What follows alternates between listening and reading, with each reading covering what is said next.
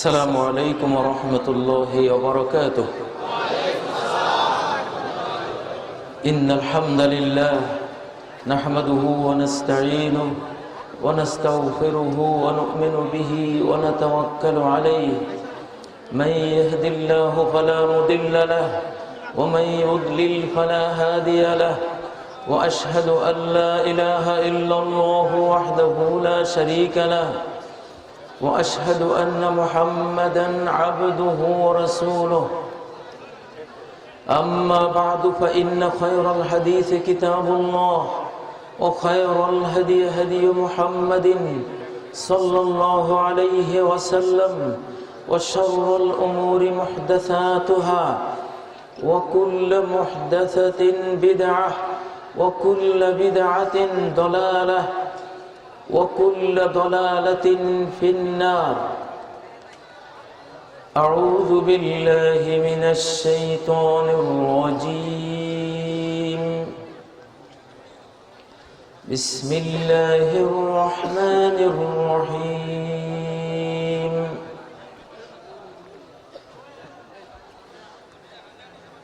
أرأيت من اتخذ إلهه هواه أفأنت تكون عليه وكيلا.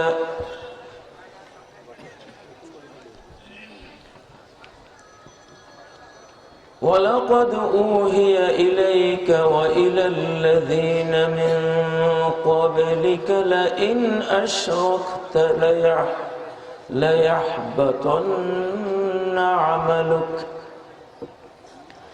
ليحبطن عملك ولتكونن من الخاسرين.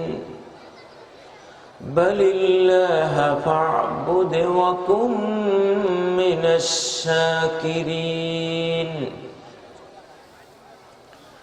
إن الله وملائكته يصلون على النبي يا أيها الذين آمنوا صلوا عليه وسلموا تسليما.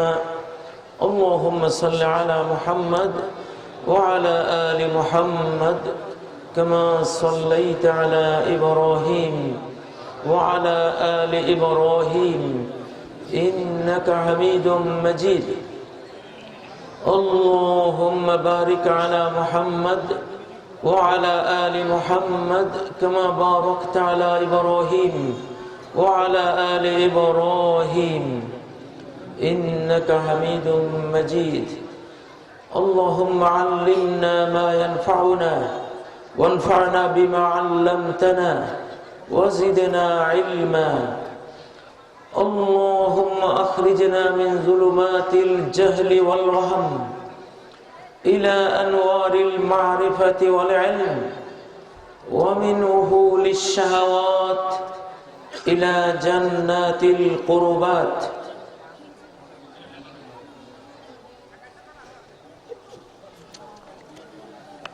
চর সাহাভিকারী উদয়ন ছাত্র সংঘের উদ্যোগে কারামতিয়া নুরানিয়া হাফিজিয়া মাদ্রাসার দুদিনব্যাপী তাফসিরুল কোরআন মাহফিলের সম্মানিত সভাপতি, আজকের মাহফিলের মুফাসসিরিনে কেরাম, উলামাউল উম্মাহ, আইম্মাতুল মাসাজিদ, সম্মানিত সুধী, সর্বস্তরের সম্মানিত বিরাদরানে ইসলাম, পর্দার অন্তরালের সম্মানিত মাদারানে ইসলাম, আল্লাহ তাবারাকা ওয়া তাআলার দিকে মুতাওয়াজ্জিহ হচ্ছি, যিনি আমাদের এই মজলিসের আলোচনার কেন্দ্রবিন্দু। আল্লাহকে নিয়ে আলোচনা করার জন্যই আমরা এখানে একত্রিত হয়েছি। আলহামদুলিল্লাহ, আল্লাহর দ্বীনকে বুঝার জন্যই আমরা এখানে এসেছি। ইন্নামাল আমালু বিন্নিয়াত, আগে নিয়তটা ঠিক করতে হবে। যেহেতু আমল ভালো হবে নিয়ত যদি ভালো হয়, আমল নষ্ট হয়ে যাবে নিয়ত যদি নষ্ট হয়। ভালো নিয়তের একটা উদাহরণ আছে, মন্দ নিয়তেরও একটা উদাহরণ আছে, এক্সাম্পল আছে, মিসাল আছে। ভালো নিয়তের উদাহরণ কি? ফামান কানাত হিজরাতুহু ইলাল্লাহি ওয়া রাসূলিহি ফাহিজরাতুহু ইলাল্লাহি ওয়া রাসূলিহি। যে দেশ ত্যাগ করলো, যা ছেড়ে দেওয়ার তা ছেড়ে দিল আল্লাহর জন্য আর আল্লাহ রাসূলের জন্য, আল্লাহকে সন্তুষ্ট করার জন্য, আল্লাহ রাসূলের তরিকায় যার হিজরত, তার হিজরতটা একটি ভালো আমল। কারণ তার নিয়তটা কি? ভালো নিয়ত। সে কাকে চেয়েছে? আল্লাহকে চেয়েছে এবং রাসূলের তরিকায় চেয়েছে। অতএব তার নিয়তটা ভালো, তার এই হিজরত তাকে জান্নাতে নিয়ে যাবে ইনশাআল্লাহ। আর মন্দ আমল, মন্দ নিয়তের উদাহরণ কি? ওমান কানাত হিজরাতুহু ইলা দুনিয়া ইউসিবুহা আও ইলা ইমরাআতিন ইয়াতাযাওয়াজুহা ফাহিজরাতুহু ইলা মা হাজারা ইলাইহি। একজন মক্কা থেকে মদিনায় হিজরত করেছে, উদ্দেশ্য দুনিয়া, আল্লাহ উদ্দেশ্য নয়। উদ্দেশ্য কোন নারীকে বিয়ে করা, জান্নাত উদ্দেশ্য নয়। তাহলে এই উদ্দেশ্যটা ভালো না খারাপ? খারাপ, এটা মন্দ। সে যেটা উদ্দেশ্য করবে সেটাই পাবে। দুনিয়া উদ্দেশ্য করলে দুনিয়াই পেল, আল্লাহকে আর পাওয়া গেল না। আজকের এই মাহফিলে যারা আমরা এসেছি, আপনারা এসেছেন, কেউ যদি নিয়ত করেন যে দেখি বক্তা কেমন সুন্দর গলায় সুরেলা কণ্ঠে বক্তৃতা করে, একটু কান সুখ করে নেব, ভালো লাগবে, তাহলে আর আল্লাহকে পাওয়া যাবে না। আর যিনি নিয়ত করবেন যে এখানে আমার আল্লাহকে নিয়ে কথা হবে, আমি আল্লাহ সম্পর্কে কিছু জানবো, আল্লাহর দিন নিয়ে কথা হবে, দিন সম্পর্কে কিছু জানবো, আল্লাহ খুশি হবেন, এই নিয়তে যিনি আসছেন, এসেছেন বা এখন নিয়তটা ঠিক করে নিয়েছেন, তিনি একটা ভালো আমল করার পুরস্কার আল্লাহর কাছে পেয়ে যাবেন ইনশাআল্লাহ। এই জন্য নিয়তটা সবার ঠিক হওয়া উচিত। আমরা এখানে কার জন্য এসেছি? আলহামদুলিল্লাহ। কুল ইন্না সালাতি ওয়া নুসুকি ওয়া মাহইয়ায়া ওয়া মামাতি লিল্লাহি রাব্বিল আলামিন। বলো, আমার সালাত, আমার কুরবানি, আমার জীবন, আমার মরণ একমাত্র আল্লাহর জন্য, যিনি বিশ্বজাহানের রব। আমার আমল, আমার জীবন কেনার ক্ষমতা একজনের আছে, তিনি কে? আল্লাহ। একটা আল্লাহু আকবরের মূল্য সারা পৃথিবীর চেয়ে বেশি। আত-তাকবীরাতুল উলা খায়রুন মিনাদ দুনিয়া ওয়া মা ফিহা। আল্লাহ তাআলা একজন মুসল্লির আল্লাহু আকবার কিনছেন সারা পৃথিবীর চেয়েও আরো বেশি সম্পদ দিয়ে, আরো বেশি মূল্য দিয়া। কে পারবে এটা কিনতে এত মূল্য দিয়া? ক্ষমতা আছে কারো? অতএব আমাদের কার দরকার? আল্লাহর দরকার। আল্লাহর মতো একজন মাবুদ আমাদের দরকার, ঠিক নয় কি? আলহামদুলিল্লাহ। আল্লাহকে মাবুদ হিসেবে পেয়ে কারা খুশি? আল্লাহু আকবার, আল্লাহু আকবার। আল্লাহু খায়রুন আম্মা ইউশরিকুন। আল্লাহ উত্তম না যাদেরকে তারা আল্লাহর শরীক করে তারা উত্তম। কে উত্তম? আল্লাহই উত্তম। যাদেরকে শরীক করা হয় তারা মন্দ এবং দুর্বল, হীনবল ছাড়া আর কিছু নয়। তারা যদি ভালো হন, ওলিয়া উলিয়া আম্বিয়াই কেরাম হন, ফেরেশতা হন, তাহলে তাদের দোষ নাই। কিন্তু বিশ্ব পরিচালনার ক্ষমতা, মখলুককে কিছু দেওয়ার ক্ষমতা আল্লাহ ছাড়া আর কারণ।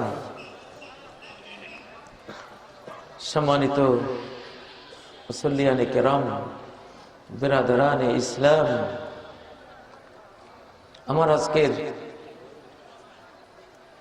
এই বক্তৃতার মধ্যে আমি কয়েকটা বিষয় নিয়ে আসব। প্রথম যেটা, সেটা হলো শিরক। আল্লাহর সাথে কাউকে শিরিক করা যাবে না। ইয়া বুনাইয়া লা তুশরিক বিল্লাহি শাইআ। লোকমান হাকিম ওয়াজটা করেছিলেন, একজন বিজ্ঞানী ওয়াজটা করেছিলেন, যে তাওহীদ আর শিরিক বুঝে না সে হলো আবু জাহেল।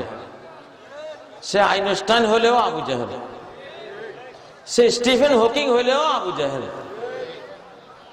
সারা পৃথিবীর সকল ইউনিভার্সিটির সবগুলো ডক্টরেট ডিগ্রি তার ব্রিফকেসে থাকলেও সে কি আবু জাহেল।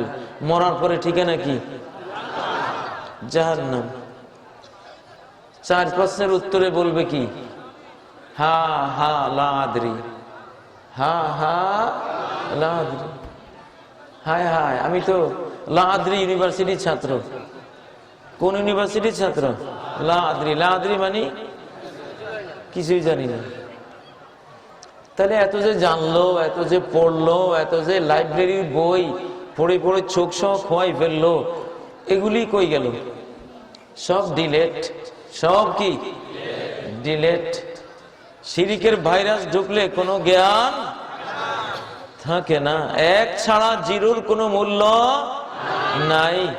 মহাকাশ বিজ্ঞান একটা জিরো, ভূতত্ত্ব বিজ্ঞান একটা জিরো, ম্যাথমেটিক্স একটা জিরো, বায়োলজি একটা জিরো, রাষ্ট্রবিজ্ঞান একটা জিরো, প্রাইমারি বিদ্যা জিরো, উচ্চ মাধ্যমিক বিদ্যা জিরো, কলেজের বিদ্যা জিরো, ইউনিভার্সিটির বিদ্যা সবই জিরো।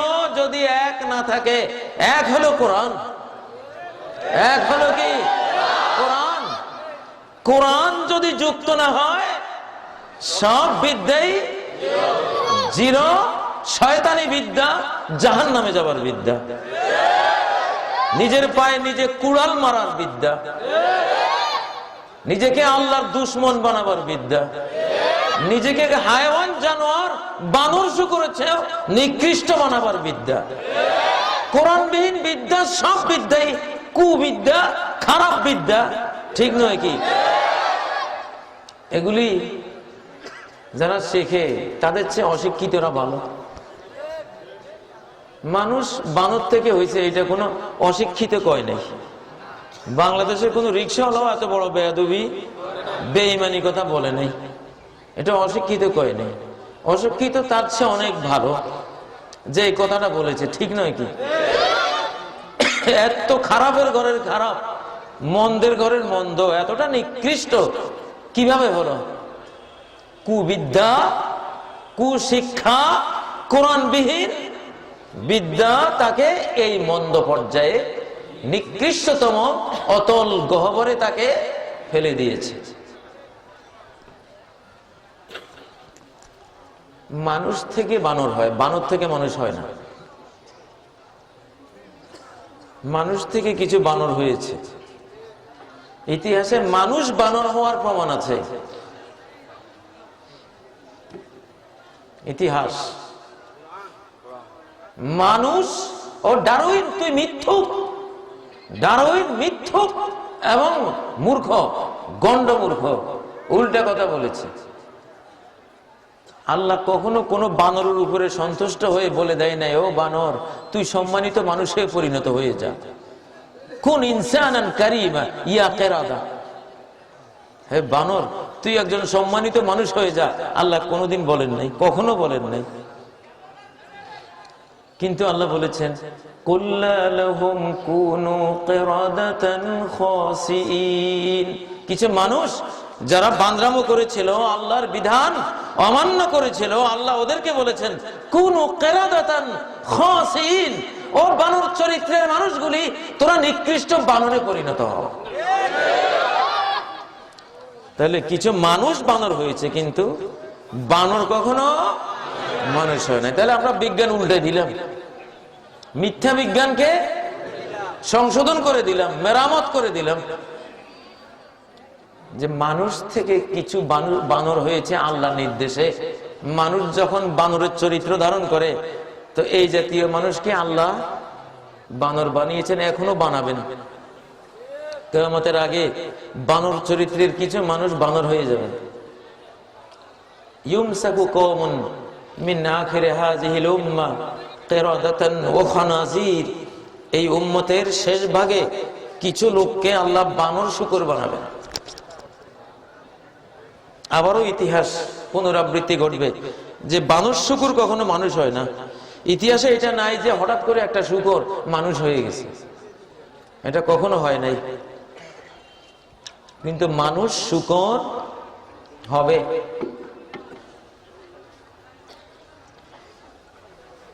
ইমাম ইবনে আবিদ দুনিয়া এই ভয়ঙ্কর ইনফরমেশনটা দিয়েছেন। মুহাম্মদুর রাসূলুল্লাহ সাল্লাল্লাহু আলাইহি সাল্লামের দেয়া ইনফরমেশন। পৃথিবীতে কোরআনের জ্ঞানী ছাড়া কোনো জ্ঞানী নেই। এইসব বিদ্যার কোনো ভ্যালু নেই।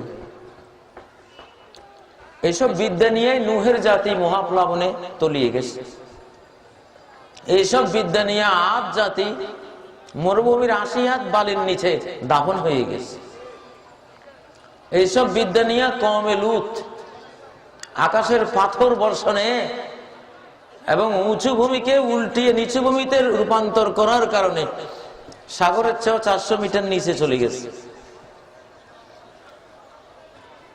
এইসব বিদ্যার, যে বিদ্যা মানুষকে সাগরের তলে তলায়, যেই বিদ্যা মানুষকে তার রাষ্ট্র সহ ৮০ হাত মাটির নিচে গেড়ে দেয়, যেই বিদ্যার কারণে মহাপ্লাবনে গোটা জাতিকে মেরে ফেলে, এই বিদ্যার নাম কি বিদ্যা? না, এই বিদ্যার নাম মূর্খতা।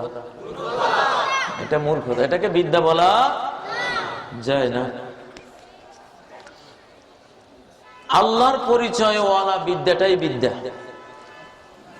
আল্লাহ সম্পর্কে বুঝ দেয় যে বিদ্যায়, সেই বিদ্যাটাই হলো বিদ্যা। ইকরা বিসমি রাব্বিকাল্লাযী খালাক, পড়ো, শিখো। ইকরা মানে কি? পড়ো। ইকরাটা গোটা একটা শিক্ষা ব্যবস্থা। আর নিজামুত তালিমি আশ-শামিল, কম্প্রিহেনসিভ একটা শিক্ষা ব্যবস্থা হলো ইকরা। একটা শব্দের মধ্যে সব বলে দিয়েছে। ইকরা মানে পড়ো, ইকরা মানে বুঝো, ইকরা মানে গবেষণা করো, ইকরা মানে অনুভব করো, ইকরা মানে আমলও করো। ইকরার ভিতরে আমল লুকিয়ে আছে। কারণ আল্লাহ তাআলা কোনো ইনকমপ্লিট, অপূর্ণাঙ্গ কোনো নির্দেশ কখনো আল্লাহ করেন না।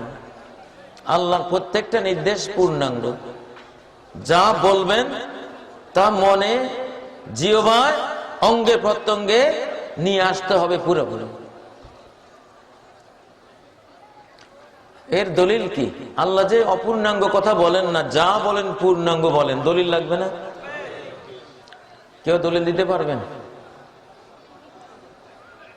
জি, দলিল আছে।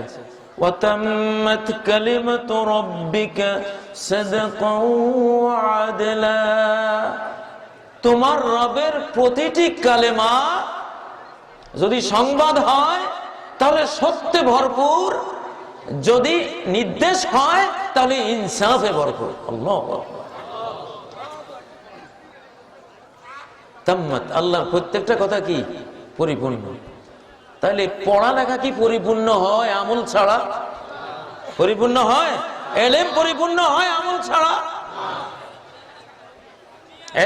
ইলমের মধ্যে ৩টা হরফ, আইন লাম মিম। আমলের মধ্যেও ৩টা হরফ, আইন লাম মিম। খালি একটু উল্টে দিছে। ইলমুন হরফ কোনটা কোনটা? আইন লাম মিম। আমালুন সেই আইন মিম লাম, শুধু জ্ঞানের মধ্যে লামটা মাঝখানে, কাজের মধ্যে মিমটা মাঝখানে, এই পার্থক্য।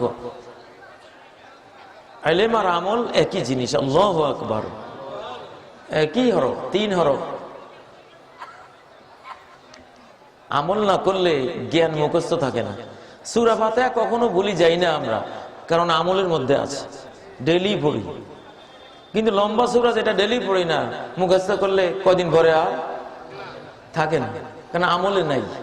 ইলমের জন্য আমল হলো রক্ষাকারী জিনিস, সেভকারী জিনিস।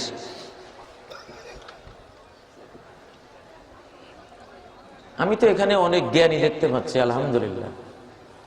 সব কোরআনের জ্ঞানী, সব কি, সব আইনস্টাইন, সব স্টিফেন হকিং। আমি দেখতেছি সব এখানে ডক্টররা বসে আছে। সূরা ইখলাস যে পারে সে বিরাট বড় ডক্টর। সূরা ইখলাস যে পারে, পৃথিবীর সকল ইউনিভার্সিটির সব ডক্টরের সার্টিফিকেট একসাথে করে এক পাল্লায় দিলে, সূরা ইখলাসের জ্ঞানকে এক পাল্লা দিলে কোনটা ভারী হবে? ঠিক না? যে ডিগ্রির মধ্যে সূরা ইখলাস নাই, সেই হাজার লাখো ডিগ্রির চেয়ে এক সূরা ইখলাসের ডিগ্রিটা বড়, অনেক বড়। পৃথিবীর সকল ডিগ্রি মিলে একজন মানুষকে জান্নাতি বানাইতে পারে নাই, কিন্তু সূরা ইখলাস একজনকে জান্নাতি বানাই দিছে। হুব্বুকা ইয়্যাহা আদখালাকাল জান্নাহ। একজন সাহাবী প্রত্যেক রাকাতে সূরা ইখলাস পড়তেন। ইমাম সাহেব সূরা ইখলাস পড়ে অন্য সূরা পড়তেন। ওনার মুসল্লিরা বলল, আপনি কি সূরা ইখলাসকে যথেষ্ট মনে করেন না? যদি যথেষ্ট মনে না করেন তাহলে পড়েন কেন? আর যদি যথেষ্ট হয় তো আরেক সূরা পড়েন কেন? সে বলল, ভাই আমার প্রত্যেক রাকাতে সূরা ইখলাস না পড়লে শান্তি লাগে না। তোমরা যদি বলো ইমামতি ছেড়ে দিতে, দরকার হলে ইমামতি ছেড়ে দেব, সূরা ইখলাস ছেড়ে দেব। সহিহ বুখারীর হাদিস। নবীজির কাছে এই মাসালাটি যখন বলা হলো, তিনি সাহাবীদেরকে বললেন, তাকে জিজ্ঞাসা করো সে কেন এভাবে সূরা ইখলাস পড়ে। তাকে জিজ্ঞাসা করা হলে পরে সেই ইমাম বলল, লিআন্নাহা সিফাতুর রহমান। এই সূরার মধ্যে রহমান রহিম আল্লাহ তাআলার গুণাবলী উল্লেখ করা হয়েছে, এই জন্য আমি সূরাকে মুহাব্বত করি। আল্লাহ নবী শুনে বললেন, হুব্বুকা ইয়্যাহা আদখালাকাল জান্নাহ। তুমি যে সূরা ইখলাসকে ভালোবাসলে, এইটা তোমাকে জান্নাতে নিয়ে গেল। সূরা ইখলাস 10 বার পড়লে, মাত্র 10 বার পড়লে জান্নাতে প্রতি 10 বারে একটা প্রাসাদ, স্বর্ণ আর রৌপ্য দিয়ে বানানো একটা প্রাসাদ উপহার পাওয়া যায়। কত বড় মহামূল্যবান ডিগ্রি, ঠিক নয় কি? প্রিয় ভাইয়েরা, ইকরা বিসমি রাব্বিকাল্লাযী খালাক। যে আল্লাহকে যত বড় ভয় করে সে তত বড় জ্ঞানী। আল্লাহকে যে যত বেশি ভয় করে সে তত বেশি জ্ঞানী। আমাদের ভিতরে জ্ঞান রিসিভ করার, গ্রহণ করার একটা সিম কার্ড আছে। কি আছে? মোবাইলের মধ্যে একটা কি থাকে? সিম কার্ড থাকে। এবং একটা কল আসলে কল রিসিভ করার জন্য একটা রিসিভার থাকে। এটা টিপ দিলে কলটা কি হয়? রিসিভ হয়। একটা রিসিভার থাকে। একটা মোবাইলে সব আছে, রিসিভার নাই। কল আসতেছে, লাভ নাই। কলগুলি রিসিভ করতে পারছেন না, কিসের অভাবে? কি নাই? রিসিভার নাই। এই জন্য কল আসে কিন্তু আপনার কোনো লাভ নাই, যে কল দিচ্ছে তারও কোনো লাভ নাই। মানুষের ভিতরেও ইকরা, পড়ো, পড়া লেখার একটা রিসিভার আছে। জ্ঞানকে ধারণ করার একটা রিসিভার আছে। যার ভিতরে এটা নাই সে ওহীর জ্ঞানকে রিসিভ করতে পারবে না।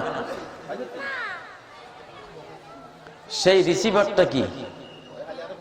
সেই রিসিভারটা হলো সূরা ইকরার মধ্যে ইকরার পরের যে শব্দটা, এইটা ইকরা বিসমি রাব্বিকাল্লাযী খালাক। পড়ো, শুধু পড়লে হবে না, ভিতরে পড়ার একটা রিসিভার লাগবে। সেই রিসিভারটা হলো তোমার সৃষ্টিকর্তার যে 99 নাম, এই নামগুলো পড়ে বুঝে অনুধাবন করে আল্লাহর উপর যত পাক্কা ঈমান নিয়ে পড়বা, তত পড়াটা বেশি ভিতরে রিসিভ হতে থাকবে।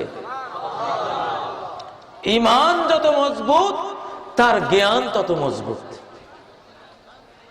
ঈমান হলো জ্ঞানের রিসিভার। কোরআন হাদিসের এই জ্ঞান ঈমান ছাড়া কোনো ফল দেয় না।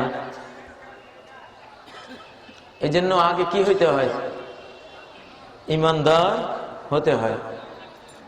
কোরআন হলো তেল, আর ঈমানটা হলো চেরাগ। চেরাগের উপর একটা সলিতে আছে না, বাতি। বাতিটা জ্বলে, কিন্তু সে জ্বলতে গেলে কি লাগে? তেল লাগে। এখন শুধু তেল আছে, বাতি নেই, জ্বলবে? একটু সামনের দিকে আসে না, অনেক ভাইয়েরা পেছনে দাঁড়িয়ে আছে, একটু তাফাজ্জাহ। জি, একটু সামনের দিকে আসেন, একটু আপনারা জায়গা মেরে বসেন। সুবহানাল্লাহি ওয়া বিহামদিহি সুবহানাল্লাহিল আযীম। সামনে আসতে থাকেন আর পিছনের ভাইদেরকে জায়গা করে দেন। সুবহানাল্লাহি ওয়া বিহামদিহি আদাদা খালকিহি ওয়া রিদা নাফসিহি ওয়া জিনাতা আরশিহি ওয়া মিদাদা কালিমাতিহি। প্রিয় ভাইরা,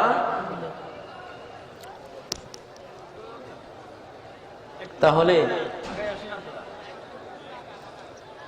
আগাতে থাকেন, তাসবিহ পড়তে পড়তে আগে আসেন। সুবহানাল্লাহি ওয়া বিহামদিহি আদাদা খালকিহি ওয়া রিদা নাফসিহি ওয়া জিনাতা আরশিহি ওয়া মিদাদা কালিমাতিহি। সুবহানাল্লাহি ওয়া বিহামদিহি আদাদা খালকিহি ওয়া রিদা নাফসিহি ওয়া জিনাতা আরশিহি ওয়া মিদাদা কালিমাতিহি। লা ইলাহা ইল্লাল্লাহ ওয়াল্লাহু আকবার। সুবহানাল্লাহ ওয়ালহামদুলিল্লাহ ওয়া লা ইলাহা ইল্লাল্লাহ ওয়াল্লাহু আকবার। সুবহানাল্লাহ ওয়ালহামদুলিল্লাহ ওয়া লা ইলাহা ইল্লাল্লাহ ওয়াল্লাহু আকবার। সুবহানাল্লাহ ওয়ালহামদুলিল্লাহ ওয়া লা ইলাহা ইল্লাল্লাহ ওয়াল্লাহু আকবার। ও মুসলমান ভাইরা, এবার নীরব হন। আমি বলতেছি, জ্ঞানের রিসিভার কি? ঈমান। জ্ঞানের রিসিভার কি? জ্ঞানের রিসিভার আল্লাহ 99 নাম। এই জন্য আল্লাহ তাআলা আল্লাহর নাম নিয়ে পড়তে বলেছেন। আল্লাহর নাম নিয়ে না পড়লে পড়াটা ভেতরে ইনস্টল হবে না। ইকরা বিসমি রাব্বিকাল্লাযী খালাক। আমরা মানুষেরা জানি কেন? যেহেতু আমাদের স্রষ্টা জাননেওয়ালা, ঠিক নয় কি? আমরা জ্ঞানী হই কেন? যেহেতু আমাদের স্রষ্টা জ্ঞানী। আমরা বিজ্ঞানী হই কেন? যেহেতু আমাদের স্রষ্টা মহাবিজ্ঞানী।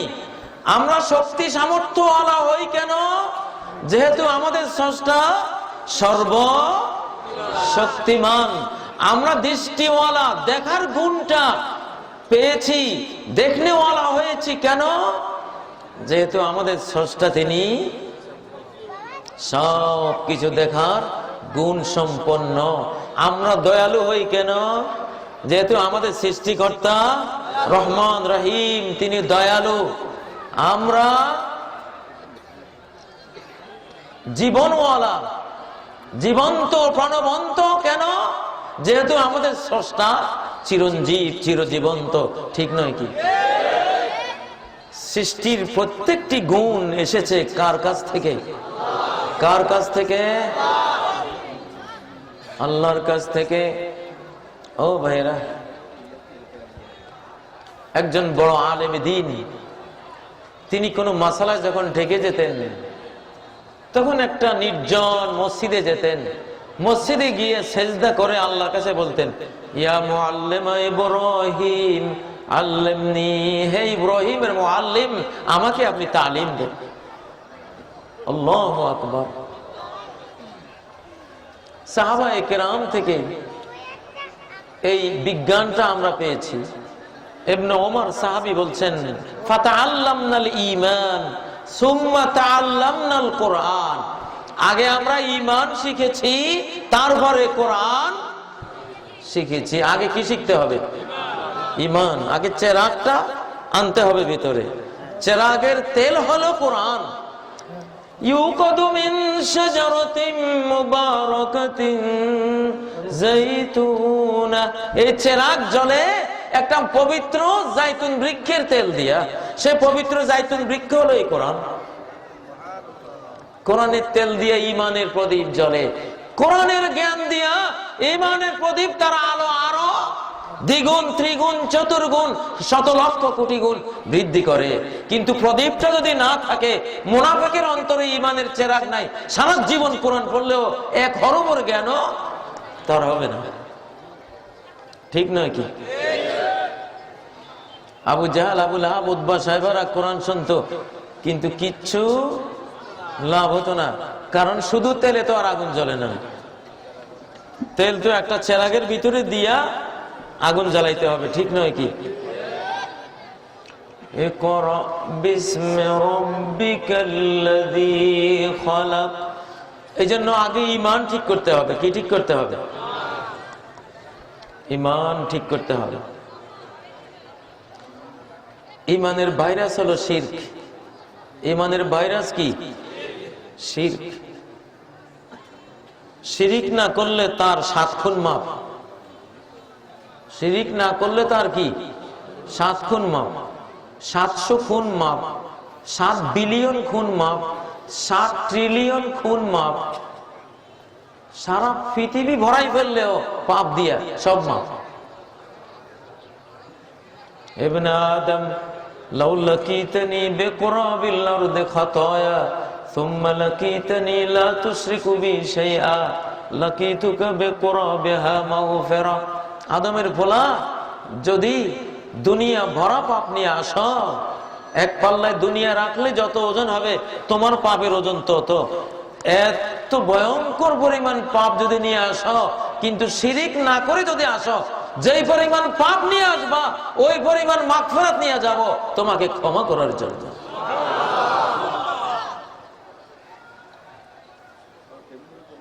আল্লাহর সাথে শিরিক করা যাবে না। শিরিক মানে পার্টনারশিপ দেওয়া, অংশীদারিত্ব দেওয়া। আল্লাহকে যেই পরিমাণ মহাব্বত করে, টাকা পয়সাকেও সেই পরিমাণ মহাব্বত করে, এই লোক মুশরিক, শিরিককারী। আল্লাহকে যেই পরিমাণ ভালোবাসে, এই পরিমাণ ভালোবাসা টাকা পয়সাকেও দেয়, সে মুশরিক। বুঝেন না? আল্লাহকেও সেজদা দেয়, মাজারেও সেজদা দেয়। আগেরটা চেয়ে এটা বেশি বুঝছেন, তাই না? কারণ এটা তো চোখে দেখেন, ওইটা একটু ভেতরের জিনিস, থিওরিক্যাল জিনিস, এটা প্র্যাকটিক্যাল। কোরআন পুরাটাই তো প্র্যাকটিক্যাল জিনিস। আল্লাহু আকবার। পশ্চিমা বিশ্বের এক বিজ্ঞানী বলে যে, যিনি এই কোরআনে কথা বলতেছেন, এই কোরআনে যিনি কথা বলেন, তিনি মহাবিশ্বের সবকিছুর উপরে থেকেই কথাটা বলেন। না হলে এত সুন্দর কথা বলা সম্ভব না। এত সব কিছুর ব্যাপারে পুরাপুরি জেনে শুনে কথা বলা সম্ভব না। নিচ্ছে উনি সবার উপরে থেকে সব দেখতে পাইতেছেন, এই জন্য এত সুন্দর, এত পারফেক্টলি, এত সত্যভাবে, এত বাস্তবিক ভাবে তিনি বলতে পারতেছেন। নিচে কোথাও থাকলে এত বিস্তারিত সবকিছু বলা নিচের ওলার পক্ষে কিনা সম্ভব না, এটা উপর ওলার পক্ষে সম্ভব। সুবহানাল্লাহ। আল্লাহ তো আছেন কোথায়? আর রহমানু আলাল আরশিস্তাওয়া। মুসলমানের রব, মুসলমানের মাবুদ, উনি আরশের উপরে। কোথায়? কোথায়? আরশের উপর। মুসলমানের মাবুদ মাটিয়া মাবুদ না, মাটির থাকেন না, উনি কোথায়? ওনার এক হাতের তালুতে 7 আসমান রাখলে মানুষের হাতের তালুতে রাখা 7টা সরিষার দানার মতো ছোট হয়ে যাবে, ছোট মনে হবে। আল্লাহর হাতের তালুর মধ্যে ইবনে আব্বাস বলেন, মাসসামাওয়াতু সাবউ ফি কাফির রহমান ইল্লা কাখরদালাতিন সাবআতিন ফি কাফি আহাদিকুম। তোমাদের একজনের হাতের তালুতে 7টা সরিষার দানা রাখলে দানাগুলিকে হাতের তালুর তুলনায় কত ছোট মনে হবে? হবে না? আল্লাহর শুধু হাতের তালুতে গোটা 7 আকাশ মহাবিশ্বকে রাখলে তোমাদের হাতের তালুতে রাখা 7টা সরিষার দানার মতো ছোট্ট ছোট্ট মনে হবে। আল্লাহ এত বড়। আল্লাহু আকবার, আল্লাহু আকবার। প্রিয় ভাইরা, তাহলে যে আল্লাহকে সেজদা দেয় আবার মাজারকেও সেজদা দেয়, সে শিরিক করলো। সেজদা শুধু কাকে দিতে হবে? শুধু কাকে দিতে হবে? যে আল্লাহরে ডরায়, যে আল্লাহ নারাজ হলে আমারে বিরাট ক্ষতি করতে পারে, আমার রিজিক কমায় দিতে পারে, জাহান্নামে নিয়ে যেতে পারে। আবার মাজারকেও ডরায়, মাজারওয়ালা রাগ হলে ট্রাক উল্টে ফেলতে পারে, মাজারওয়ালা রাগ হলে আমার পোলা মাইয়া হওয়া বন্ধ করে দিতে পারে, মাজারওয়ালা রাগ হইয়া গেলে আমার রুজি রোজগারে বরকত কে নিতে পারে। এই ভয় যে করে এই লোক মুশরিক। ওয়ালা ইয়াখশাউনা আহাদান ইল্লাল্লাহ। আল্লাহর মুমিন বান্দাকে আল্লাহ ছাড়া মহাবিশ্বের কাউকে কোনো কিছুকেই বিন্দু বিসর্গ পরিমাণ কোনো ভয় সে করে না। এই হলো মুমিন। কারণ লাভ লসের হিসাব কার সাথে? আর কারো খাইও না, কারো গাইও না, কারো ডরাইও না। কারো খাইও না, কারো গাইও না, কারো ডরাইও না, নাকি?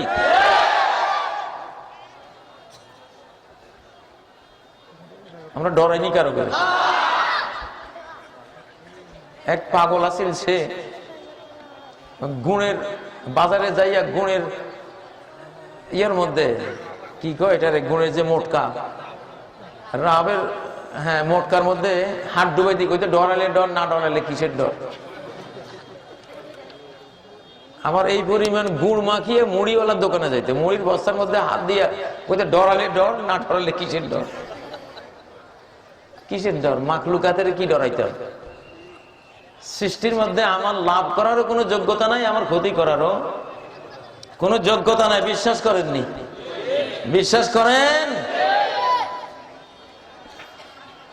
নমরুদ তো চেষ্টা করছিল ইব্রাহিমের ক্ষতি করার, আকাশ থেকে পারমিশন আসে নাই, ক্ষতির অনুমোদন হয় নাই, ক্ষতির ইজাজত হয় নাই। নমরুদ তার সর্বশক্তি দিয়া, তার দেবতা আগুন জ্বালাইয়া নমরুদ ক্ষতিটা করতে পারছিল, বরং ক্ষতি করতে গিয়ে আরো শান্তি দিয়ে দিছে ওনারে। ইব্রাহিম আলাইহিস সালামের পৃথিবীতে সবচেয়ে এয়ার কন্ডিশন মুহূর্তগুলি যেগুলি কাটিয়েছিলেন সেটা কোথায়? আগুনের ভিতরে। কুল্লা ইয়া নারু কুনি বারদাও ওয়া সালামান আলা ইব্রাহিম। ঠান্ডা হও, শুধু ঠান্ডা হলে তো ইব্রাহিম কষ্ট পাবে, এয়ার কন্ডিশন হও, শান্তিময় হও। আল্লাহু আকবার। তাহলে যে আল্লাহরে ডরায়, সৃষ্টিকেও ডরায়, মাজার কবরকেও ডরায়, গায়েবানা পীর সাহেবকে ডরায়, কাজী সাহেবকে ডরায়, হুজুরকে ডরায়। হুজুরের না জানি কোনো ক্ষতি করি ফেলে, আজকে হুজুরের সামনে দিয়ে যাইতে সালাম দিতে মনে নাই, সর্বনাশ হয়ে গেছে, মারাই যায় নাকি, আজকে দৌড় দিয়ে গিয়ে আবার সালাম দিছে। এটা শিরিক। এটা কি? হুজুরের কোনো ক্ষমতা নাই তোমাকে মারা মারা আর জীবন দেয়া কার হাতে? জোরে বলেন কার হাতে? আল্লাহর হাতে।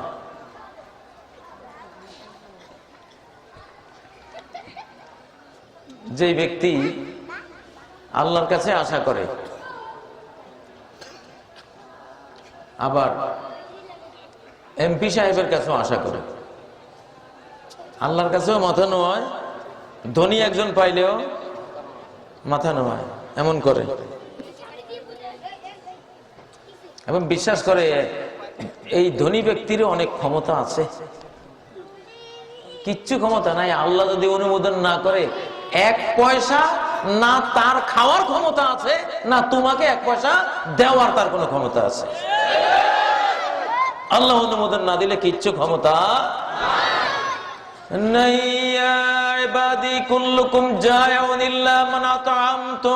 আমার বান্দারা সবাই ক্ষুধার্ত, হ্যাঁ আমি যারা খাওয়াই সেই খেতে পারবে, আমি না খাওয়াইলে সারা পৃথিবীর ধনরত্ন যদি তোর মালিকানায় আসে, এক সরিষার দানা খাওয়ার তৌফিক কপাল তো জুটবে না, খেতে পারবে। ব্রিটেনের এক ইহুদি ধনকুবের, স্বর্ণের গুদামের মালিক, এইরকম স্বর্ণের বার, স্বর্ণের বিরাট বিরাট বস্তা তার গুদামের মধ্যে। ব্রিটিশ সরকার তার থেকে ঋণ নেয়, সরকার ঋণগ্রস্ত হলে তার কাছে ঋণ নেয়। সে একদিন তার গুদামে ঢুকলো, এটা বাহির থেকেও বন্ধ হইতো, ভিতর থেকেও বন্ধ করতো। চাবি নিতে ভুলে গেছে, খুলছে, খোলার পরে চাবি বাইরে রয়ে গেছে, এটা অটো লক হয়ে গেছে। তার গোপন গুদামে সে ঢুকে হাউমাউ করতেছে, এখন তো আর খুলতে পারতেছে না।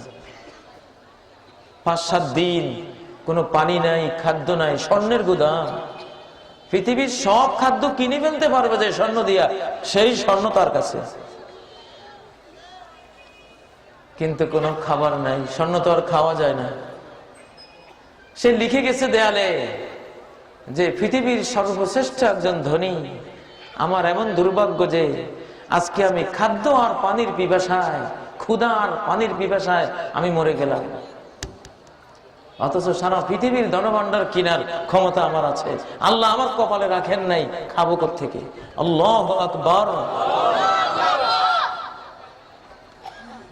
ইসলামের এগুলি চেতনা। মুসলমান তো বড় হয় এগুলি দিয়া। এই ঈমান দিয়েই মুসলমান বিশ্ব জয় করে, এই ঈমান দিয়েই ইমাম মাহদী আলাইহিস সালাম বিশ্ব জয় করবে। সামনে যুদ্ধ হবে কালেমা দিয়া, বিনা অস্ত্রে যুদ্ধ, বন্দুক ছাড়া যুদ্ধ, ক্ষেপণাস্ত্র ছাড়া যুদ্ধ, জঙ্গি বিমান ছাড়া যুদ্ধ। এই যুদ্ধ লড়বে কারা? মুসলমানরা, নতুন মুসলমানরা। আমরা পুরান মুসলমান, ঈমান পুরান হয়ে গেছে। এই জন্য আমাদের ঈমানের ধার নাই। দা কাজ করতে করতে ভোতা হয়ে গেলে পরে কি করতে হয়? ধারাইতে হয়। আল্লাহ নবী বলেন, ইন্নাল ঈমানা লা ইয়াখলাকু ফি জাওফি আহাদিকুম কামা ইয়াখলাকুস সাওব। ঈমান অবশ্যই তোমাদের ভেতরে পুরনো হতে থাকে যেমন কাপড় পুরনো হয়ে যায়। ফাসআলুল্লাহ তাআলা আন ইউজাদ্দিদা ঈমানাকুম। আল্লাহর কাছে চাও ঈমানকে যাতে রিনিউ করে দেন, নবায়ন করে দেন। পুরান কাপড়, জামা একটা বহুত পুরান, তেলা পোকায় খাইছে 3-4 জায়গা দিয়ে, সিলাই ছুটি রয়েছে 4-5 জায়গা দিয়ে, বুঝেন না? ফেটে গেছে কয়েক জায়গা দিয়ে। এই কুত্তাটা গায়ে দিয়া ভদ্র সমাজে আসা যায়? লজ্জার বিষয়, ঠিক না? এই জামা গায়ে দিয়ে ইজ্জত ঢাকা যায় না। আমাদের ঈমানেরও এই দশা। তেলা পোকায় খাইছে কয়েক জায়গা দিয়ে, ঈমানের সিলাই ছুটি রয়েছে 3-4 জায়গা দিয়ে, ঈমানের সিলাই ছুটি গেছে। আল্লাহ নবী বলছেন যে কাপড়, এটাও একটা কাপড়, কাপড়ের মতোই অবস্থা, বুঝেন না? ফেটে গেছে কয়েক জায়গা দিয়া।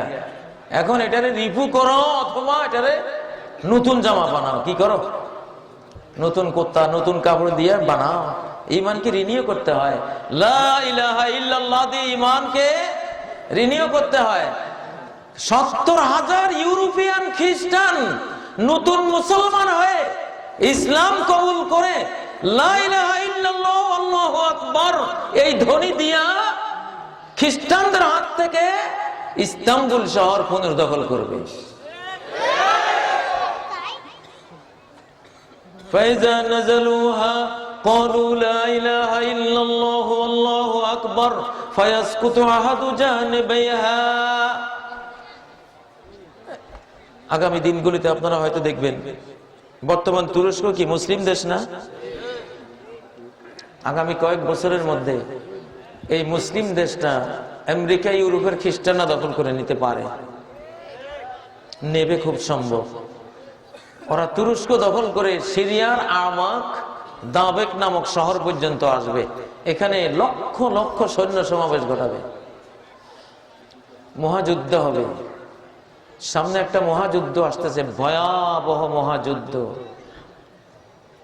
এটা ইহুদিরা এই যুদ্ধকে বলে হারমাজেদ্দুন, ওয়ার অফ হারমাজেদ্দুন।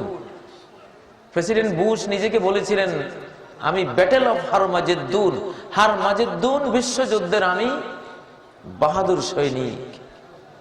হারমাজেদ্দুন ফিলিস্তিনের একটা উপত্যকার নাম।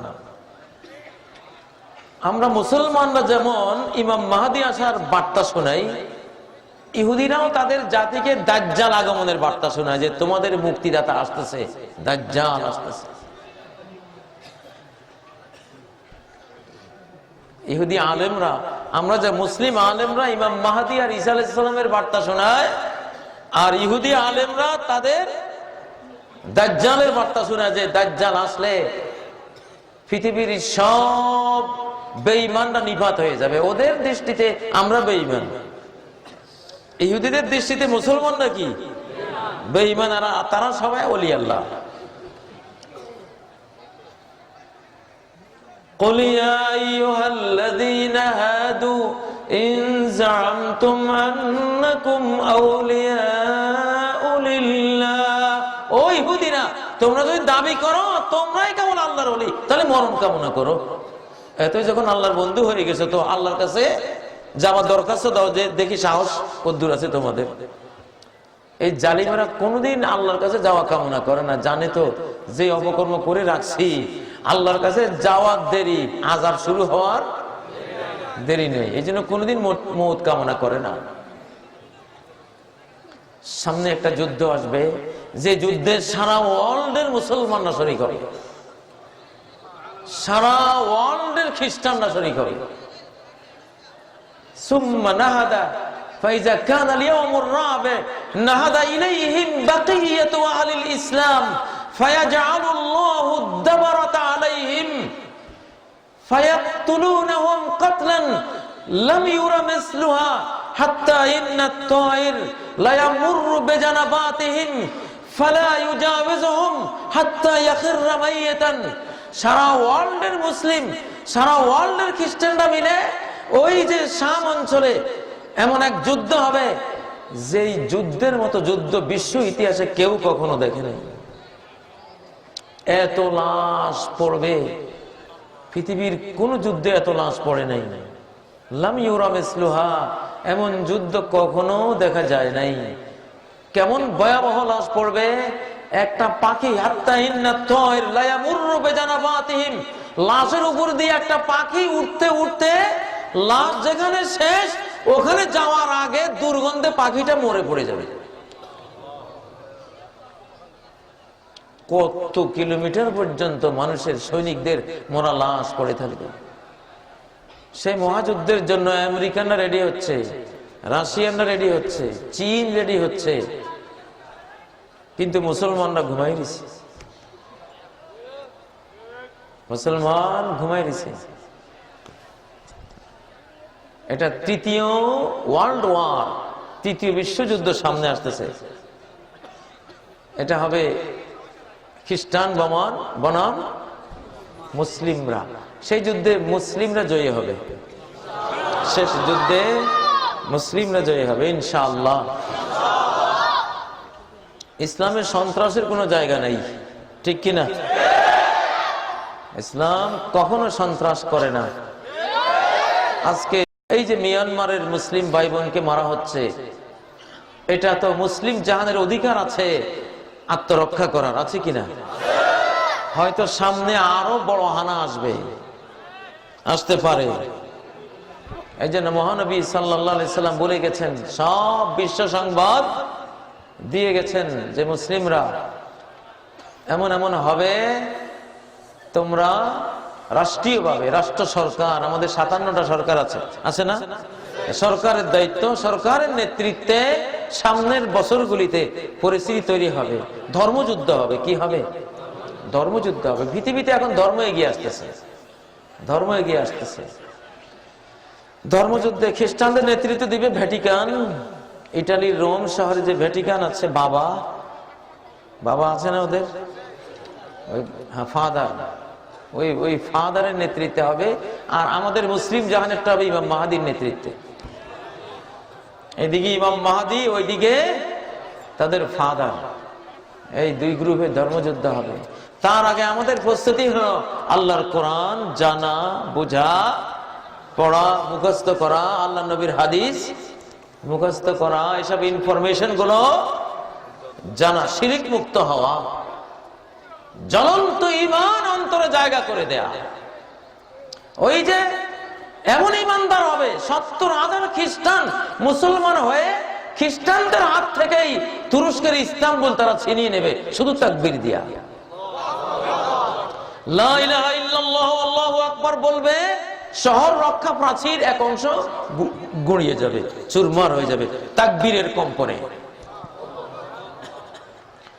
दुआए मर्द मोमिन से बदल जाती है तकदीरी। मर्द मोमिনের দোয়ায় তাকবীরে প্রার্থনায় তাসবিহ তাহলিলে আল্লাহর তাকদীরও চেঞ্জ হয়ে যায়। ঈমানের শক্তির দরকার। কি দরকার? ঈমানের শক্তির দরকার। ও ভাইয়েরা, মুসলমানদের ঐক্যবদ্ধ হওয়া দরকার। সারা বিশ্বের আলেমরা সব এক হয়ে যেতে হবে, সব এক, কোনো পার্থক্য নাই, সব ভাই ভাই। কে আমিন জোরে বললো, কে আসতে বললো, কে বুকে হাত বাঁধলো, কে নিচে বাঁধলো, এগুলি দেখার এখন সময় নেই। সবাই ভালো, সবাই মুমিন, সবাই কালেমাওয়ালা, ঠিক কিনা? সবাই তো জান্নাতের আশায় আছি আমরা ইনশাআল্লাহ। নবীর নিচে হাত বাঁধলে কি জান্নাতে যাবে না? অবশ্যই যাবে। ওরাও তো হাদিসের উপরে আমল করতেছে।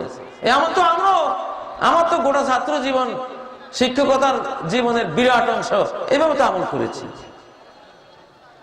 সারা বিশ্বে কোটি কোটি মুসলমান এভাবে আমল করে, তারা কি জান্নাতে যাবে না?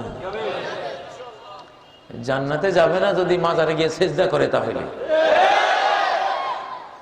নবীর উপরে বাঁধলো, নিচে বাঁধলো, এটার সাথে জান্নাত জাহান্নামের সম্পর্ক নাই। এটার সাথে একটু বাড়তি নম্বর কিছু যোগ হইলো বা না হইলো, এই সম্পর্ক, ঠিক কি না? একটা ট্রেন যাচ্ছে মক্কার দিকে, সেই ট্রেনের যাত্রী আমরা সবাই, মক্কা ট্রেনের যাত্রী।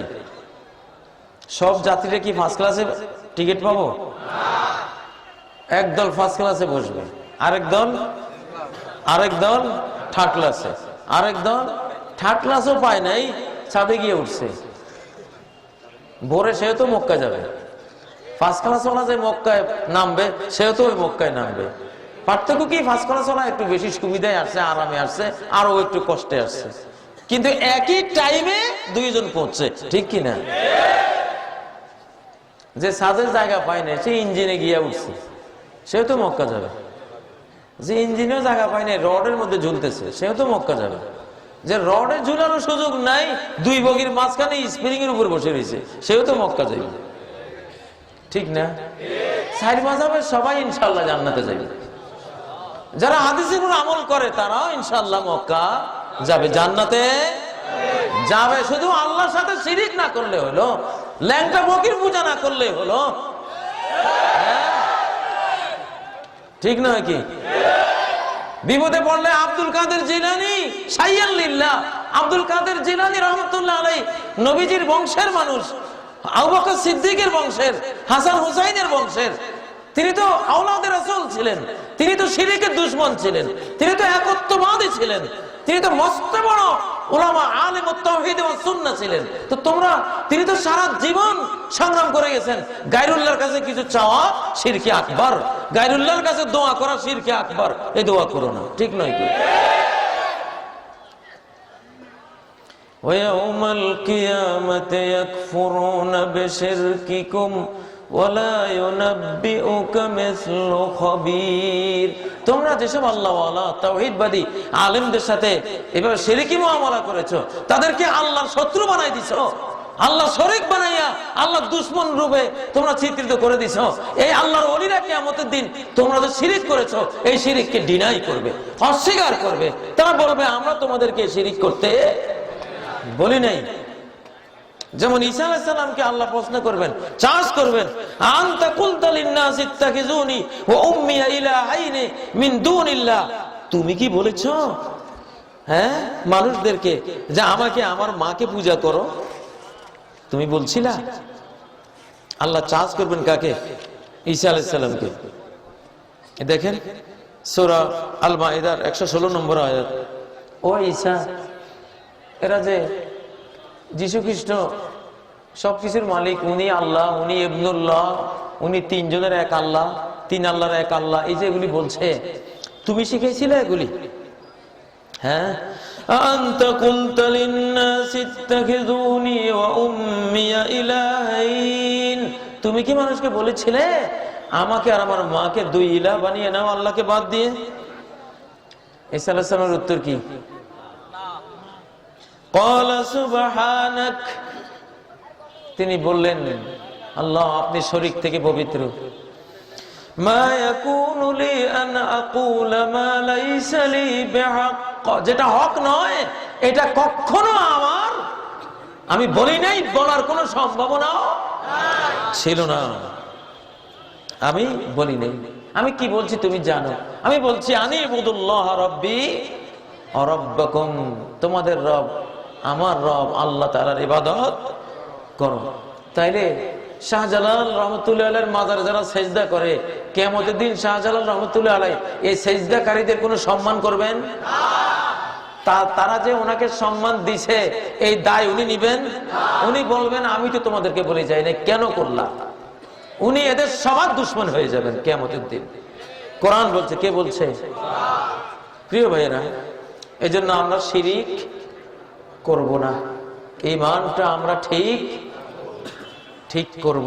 কোন হারামকে হালাল মনে করব না, হারামকে হালাল মনে করা কুফরি, ঈমান শেষ। হারামকে হালাল মনে করা কি? কুফরি। আবার হালালকে হারাম মনে করা এটাও কি? কুফরি। আমরা আল্লাহর হালালকে হারাম মনে করব না, কোন হারামকে হালাল মনে করব না। সারা বিশ্ব যদি আল্লাহর কোন হালালকে হারাম ঘোষণা করে আমরা কি মেনে নেব? কোনদিনও মেনে নেব না। সারা বিশ্ব যদি আল্লাহর কোন হারামকে হালাল ঘোষণা করে আমরা কি মেনে নেব? বিয়ে ছাড়া কোন নারী পুরুষের সম্পর্ক হারাম না হালাল? এক কথায় শেষ, এটা কি? হারাম। বৈধভাবে স্বামী স্ত্রী হয়ে দুনিয়াতে এত সুযোগ আল্লাহ রেখেছেন, তাহলে কেন তুমি অবৈধ পথে যাবা? মুসলিম আমরা জান্নাতি সংস্কৃতিতে বিশ্বাসী, ঠিক নয় কি?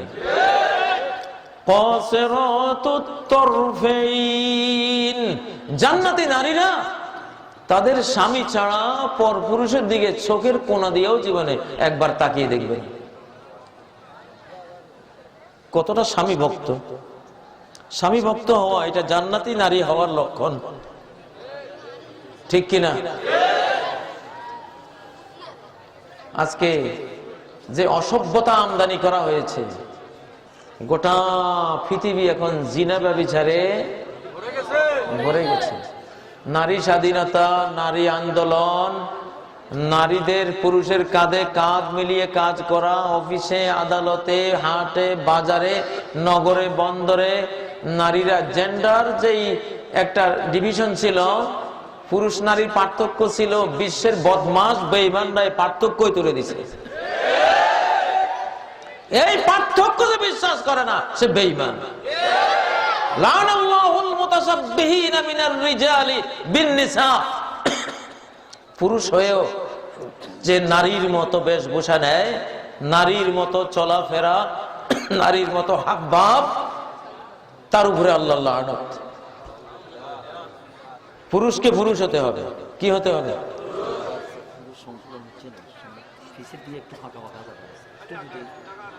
পিছনের দিকে ভাইরা আপনারা দেখতে পাচ্ছেন অনেকে দাঁড়িয়ে আছে, একটু জায়গা করে দেন দয়া করে, একটু আপনারা জায়গা করে না দিলে। হ্যাঁ, পিছনে যারা আছেন তারা আপনারা সেরে নেন। জি, আপনারা থামেন, আসলে কথার মধ্যে ব্যত্যয় ঘটলে কথার মুড নষ্ট হয়ে যায়। তো কি বলতেছিলাম, একজন পুরুষ কি হতে হবে? পুরুষ যদি মহিলার মতো হেলে দুলে হাঁটে, এটা হলো হিজড়া।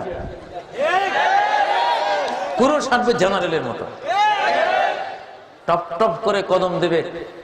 কানা জারি আল মেশিয়া, আল্লাহ রাসূল সাল্লাল্লাহু আলাইহি ওয়াসাল্লাম ছিলেন দ্রুত পদে হাঁটনেওয়ালা, সবচেয়ে দ্রুত মানব ছিলেন তিনি। সাহাবীরা বলতেন, আবু হুরায়রা বলেন, ইন্না লানুজহিদু আনফুসানা ওয়া ইন্নাহু লাগায়রু মুক্তারিস, আমরা নবীজিকে হেঁটে ধরার জন্য দৌড়তেছি ওনার পিছনে, উনি স্বাভাবিক গতিতে মনে যেন আস্তে আস্তে হেঁটে যাচ্ছেন, আমরা দৌড়ে কুলাচ্ছি না। কি জেনারেল!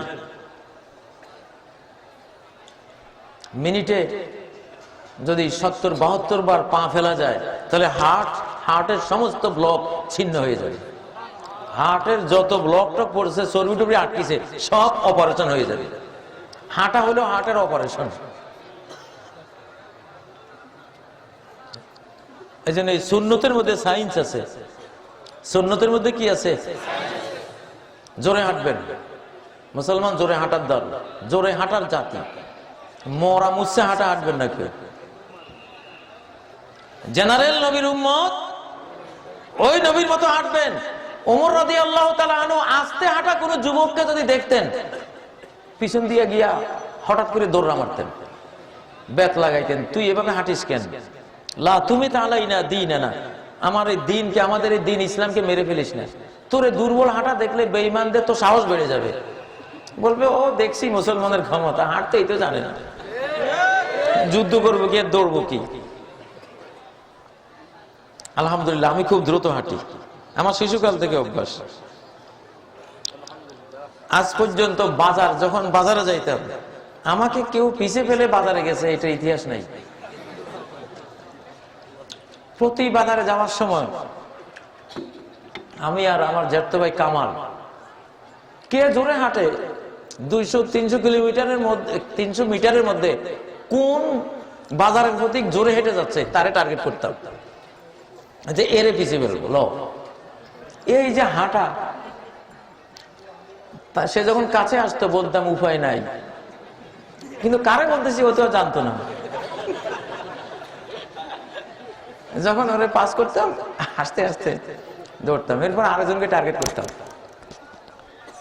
আমি হজের সময় মক্কার এক টানেলের ভিতরে মিনার দিকে যাচ্ছি, পাহাড়ের সুড়ঙ্গ পথ, এটা কিয়ামতের আলামত। ইজা রাআইতা মক্কাতা কাদ বুরিজাত কাযাইম, যখন মক্কাকে দেখবা পাহাড় কেটে কেটে সুড়ঙ্গ পথ তৈরি করা হয়েছে, পানির লাইন টানিয়ে দেওয়া হয়েছে।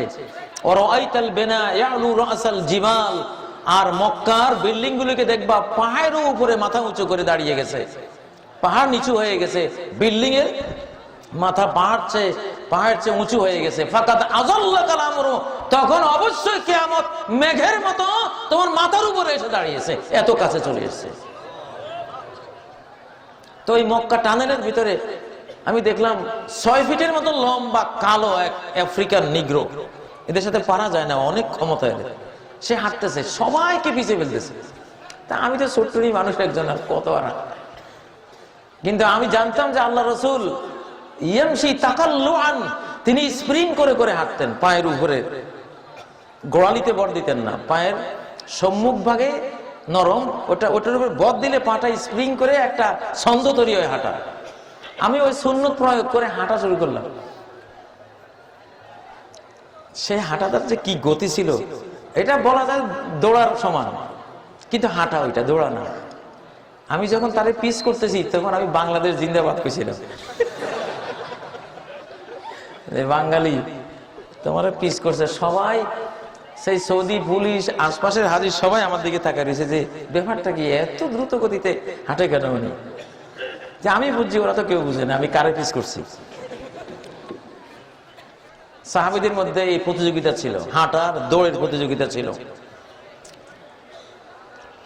ইসলাম সব দিক থেকে সুন্নত এবং সায়েন্স, বিজ্ঞান। মুসলমানের আবার হার্টে ব্লক হবে কেন? কেন হার্টে ব্লক হবে? প্রতি জামাতে, মসজিদে জামাতে হাজির হবেন, ডেলি আধা ঘন্টা করে যে হাঁটে, তার তো হার্টের সমস্যা হওয়ার কথা না। আর মুসলমানের আধা ঘন্টা কেন, 5 ওয়াক্ত মসজিদে যদি হেঁটে হেঁটে যায়, প্রায় 1.5 ঘন্টার মতো হাঁটা হয়ে যাবে, একটু দূরে হলে তো হয়, ঠিক কিনা? ও মুসলমান, জোরে হাঁটেন ইনশাআল্লাহ, এর মধ্যে বরকত হবে। পুরুষ বলতেছিলাম, পুরুষালি চাল চলবে। পুরুষের জামা লুঙ্গি থাকবে হাঁটু আর টাকনগিরের মাঝামাঝি, খসখসা। পুরুষ কোমল, সব ইনিয়ে বিনিয়ে নরম ড্রেস পরে হাঁটবে মহিলার মতো। এর চেয়ে দুর্ভাগা পুরুষ আর দুনিয়াতে নাই। এরকম পুরুষের মহিলারাও পছন্দ করে না। মহিলারা চায় আমার স্বামীটা জেনারেল টাইপের হোক, বুঝেন না? মহিলা আরেকজন মহিলা পছন্দ করে না। তুমিও মহিলা, সেও মহিলা, এটা কে কারে পছন্দ করবে? ঠিক না? এই জন্য লাআনাল্লাহুল মুতাশাব্বিহিনা মিনার রিজালি বিন নিসা, যারা পুরুষ হয় নারীর সাথে তাশাব্বু করে, নারীরা পিছনে থাকবে, এটা নিয়ম। পুরুষ হইয়া তুমিও সবসময় পিছনেই পড়ো, জামাতের পিছনেই পড়ো, তো নারী স্বভাব, এটা তো ভালো না। পুরুষ এগিয়ে যেতে হবে, কি পুরুষ এগিয়ে যেতে হবে, এটা পুরুষের স্বভাব। নারীর পোশাক থাকবে টাকনুর নিচে, আর পুরুষের পোশাক থাকবে টাকনুর উপরে। এখন পুরুষ যদি টাকনুর নিচে পোশাক নিয়ে যায়, লাআনাল্লাহ, আল্লাহ লাআনত তার উপরে পড়বে। সে পুরুষত্বকে ধ্বংস করে দিল, পুরুষত্বকে অপমান করলো, ঠিক নয় কি? ও ভাইরা, আল্লাহ তাআলা আমাদেরকে যে দ্বীনটা দিয়েছেন, এটার আকীদা থেকে শুরু করে প্রতিটি কর্ম পর্যন্ত পুরোটাই আমাদের মানুষের জন্য মহা কল্যাণকর। কোন সন্দেহ আছে? একসময় দুনিয়ার সব বিজ্ঞানীরা মনে করত এই মহাজগতের কোনো শুরু নাই, শেষও নেই,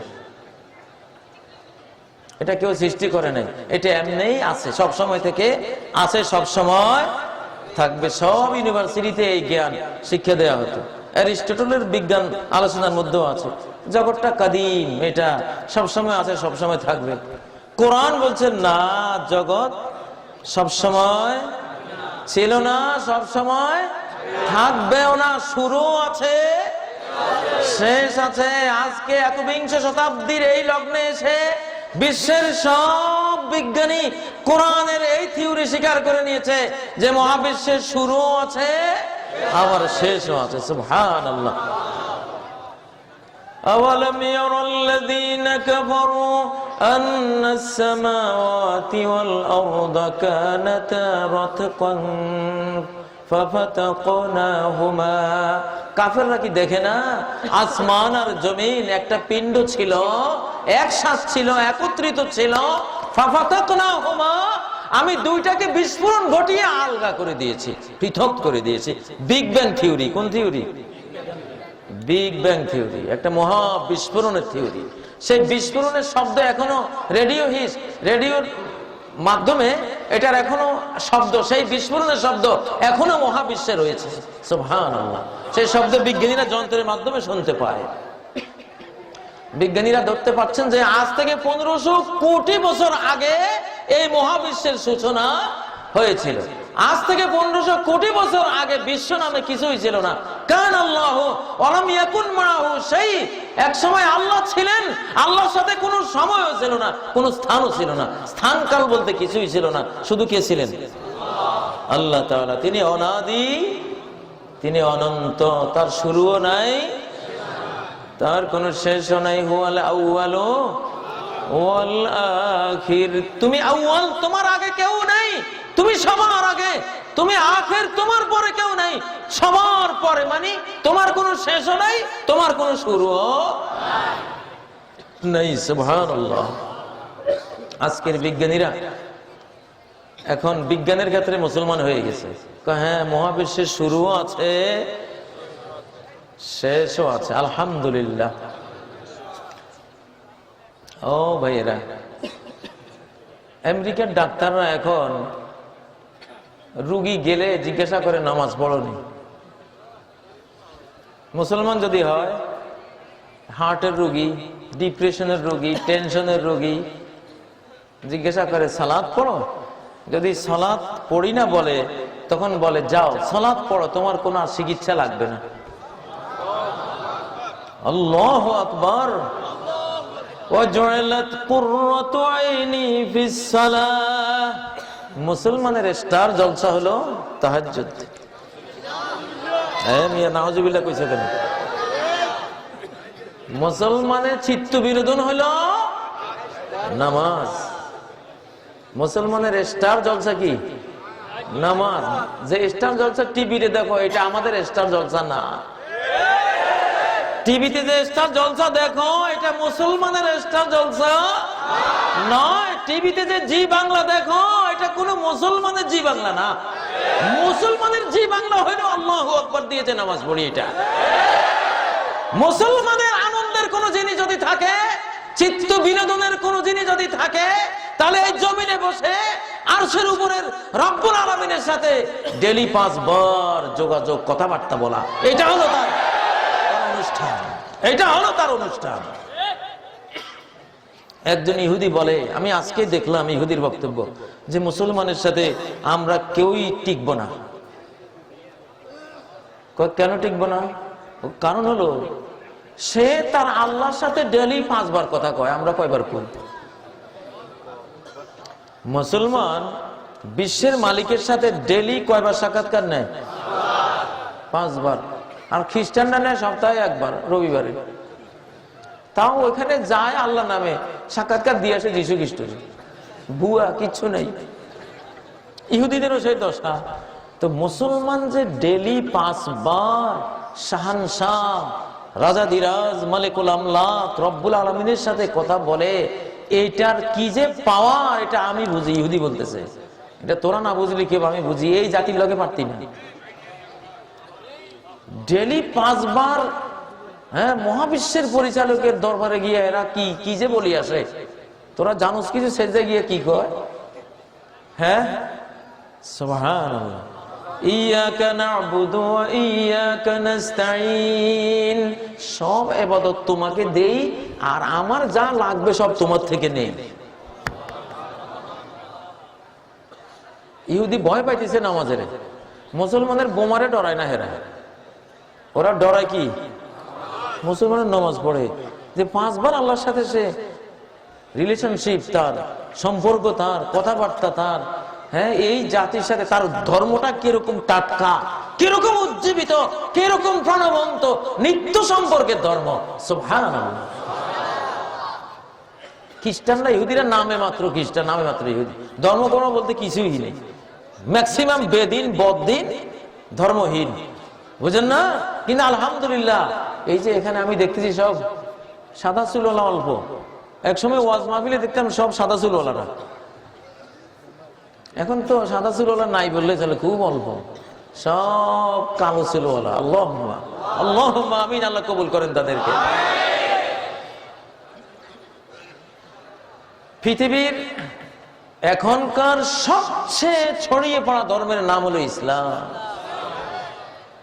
ভারতে আছে 255 মিলিয়ন মুসলমান। আজকের হিসাব আমি দেখলাম 255 মিলিয়ন, তার মানে কি কত কোটি? 255 মিলিয়ন, 25 কোটিরও বেশি না? 25 কোটিরও বেশি মুসলমান ভারতে আছে। চীনে আছে 135 মিলিয়ন। চীনে তো আমরা মনে করি নাই মুসলমান, কিন্তু নাইয়ের মধ্যেও কি 135 মিলিয়ন। জিয়াফতের ড্যাগ কাঁচাই খাইলেও পেটে জায়গা হয় না। চীন হলো জিয়াফতের ড্যাগ, এটা কাঁচাই নিলেও 135 মিলিয়ন। আল্লাহু আকবার। এক বাংলাদেশ চীনের ভিতরে ঢুকে রয়েছে, মুসলমানের কোনো অভাব নাই। আর এখন যে হারে মুসলমান হইতেছে, সামনে একটা যুগ আসবে সমগ্র আমেরিকা ইউরোপে একজন আরবিয়ানও থাকবে না। ওরা সবাইকে বের করে দিবে, যারা থাকবে মেরে ফেলবে, যে তোরা তো আমাদেরকে দখল করে ফেলবি, আমরা তো সব হারাই ফেললাম। ইসলাম এখন ঢুকবে ঘরে ঘরে।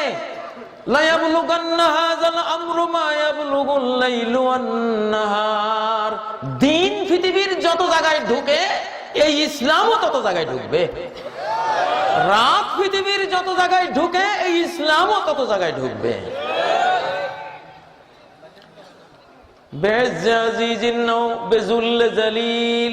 যে ইসলামকে গ্রহণ করবে তাকে ইজ্জত দিয়ে ইসলাম তার ঘরে ঢুকবে। যে ইসলামকে গ্রহণ করবে না, তাকে পর্যদস্ত করে, অপমান অপদস্থ করে ইসলাম তার ঘরে ঢুকবে। সে রোখাইতে পারবে না, সে রোখাইতে পারবে না। কারণ কি?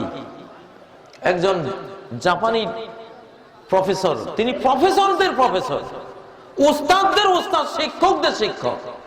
তিনি এত বড় ডিগ্রিধারী, ডিগ্রির যন্ত্রণায়, ডিগ্রির জ্বালায়, ডিগ্রির অহংকারে তিনি কারোর সাথে কথা বলাই বন্ধ করে দিয়েছেন। আমি কার সাথে কথা কইতাম, আমার ডিগ্রি তো একজনও নাই।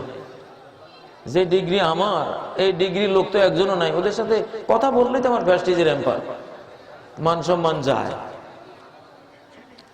মানুষের সাথে কথা বন্ধ করতে করতে উনি মানসিক রোগী হয়ে গেছে। আচ্ছা, কতক্ষণ থাকা যায় ঘরের মধ্যে একলা? উনি ইজ্জত বাঁচাতে গিয়ে পরে তিনি জান হারাইবার অবস্থা হয়ে গেছে, মনোরোগী। একদিন উনি কোরআনের একটা আয়াত শুনলেন, সূরা রুমের 21 নম্বর আয়াত। وَمِنْ آيَاتِهِ أَنْ خَلَقَكُم مِّن تُرَابٍ। আল্লাহকে চেনার একটা মস্ত বড় নিদর্শন হলো যে আল্লাহ তোমাদেরকে মাটি থেকে সৃষ্টি করেছে।